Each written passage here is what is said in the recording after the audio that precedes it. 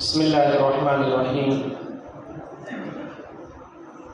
الحمد للہ رب العالمین والعاقبۃ للمتقین والصلاة والسلام علی سید الانبیاء والمرسلین محمد وآلہ واصحابہ اجمعین۔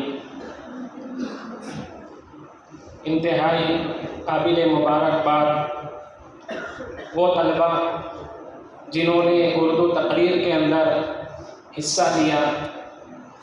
الحمدللہ آج اردو تقریر کا مسابقہ سن کر بڑا ہی دل کے اندر بڑی خوشی محسوس کی میں نے، چونکہ حافظ ساجد صاحب سے میرا بہت پرانا تعلق ہے۔ حافظ ساجد صاحب اور میں دونوں ایک درسی ساتھی ہیں، دونوں ساتھ میں ہم نے تعلیم حاصل کی۔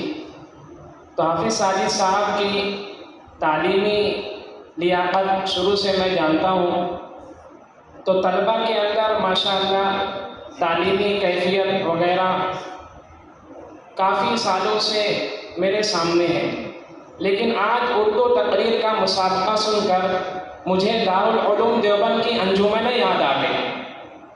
الحمدللہ دارالعلوم دیوبند میں بھی 4 سال پڑھنے کا موقع ملا۔ جس جرأت مندی سے، جس شجاعت سے اور جتنی بہادری سے دارالعلوم دیوبند کے طلبہ انجمنوں میں تقریر کیا کرتے تھے، آج کئی سالوں کے بعد تقریر کا وہ انداز مجھے آج دیکھنے کا موقع ملا۔